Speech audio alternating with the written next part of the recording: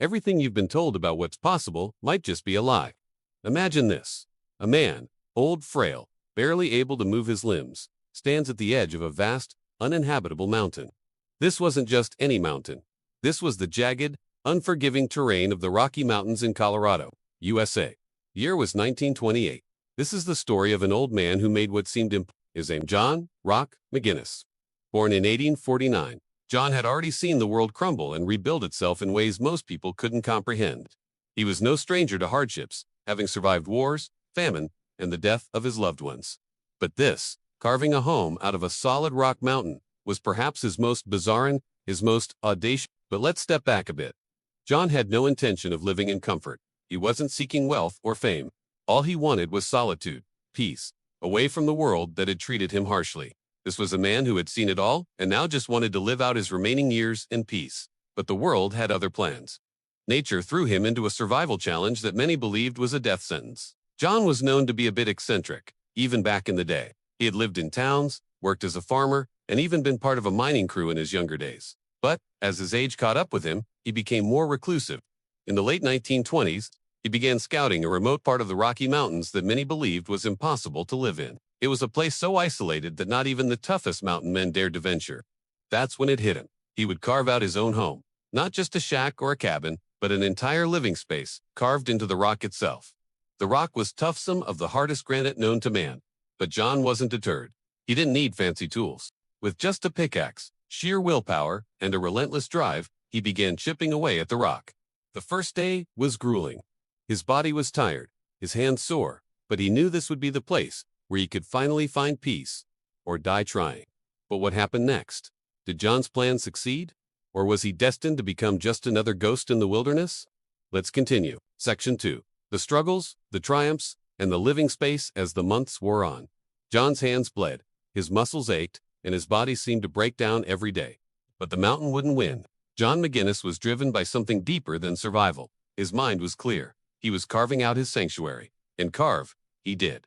Day by day, he hacked at the granite. Each strike of the pickaxe echoed through the stillness of the mountain, a testament to his determination. The more he worked, the more the mountain began to transform, slowly but surely.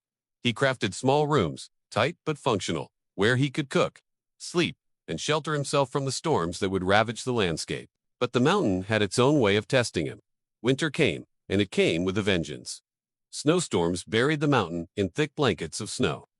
The winds howled like wolves at his door. The temperatures plummeted to sub-zero, and the once fertile soil around his rock began to freeze over.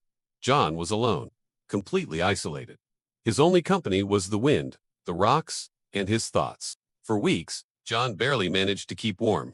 He would burn what little wood he had left from his supply, though it was growing dangerously low. But the hunger gnawed at him. The snowstorm had made hunting and gathering nearly impossible. He started rationing his food, cutting down to barely enough to survive. But then, something miraculous happened. The storms that had locked him in also brought an unexpected blessing. When the skies cleared, he saw the mountain in a different light. Underneath the snow-covered ground, he discovered a patch of the most fertile land he had ever seen. It wasn't much, just enough to grow a few crops, but it was enough. He quickly set to work. With his bare hands, John planted the seeds of vegetables, herbs, and even a few fruit trees. Despite the odds, he nurtured life in the harshest of conditions. The mountain had finally given him a gift. But how long could he keep this up? Could John truly survive here alone, in such a tough environment? The next part of the story will shock you. What he built next, no one could have ever imagined. Stay tuned. By the time the next winter rolled around, John McGinnis had done the impossible. His rock-carved home was no longer just to shelter, it was a thriving sanctuary. The crops he planted had yielded just enough to get him through the season, and he had enough food to last him another year. But that wasn't all. John had become something more than just a mountain hermit. He was a survivor or a living testament to human perseverance. As the years went by, John's story began to spread. People started to hear about the old man who had carved out a home from a rock in the middle of nowhere. They called it McGinnis Rock House.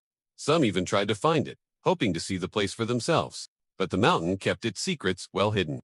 Those who did find it often couldn't believe what they were seeing. John lived there for over 30 years, carving, planting, and surviving in the same spot.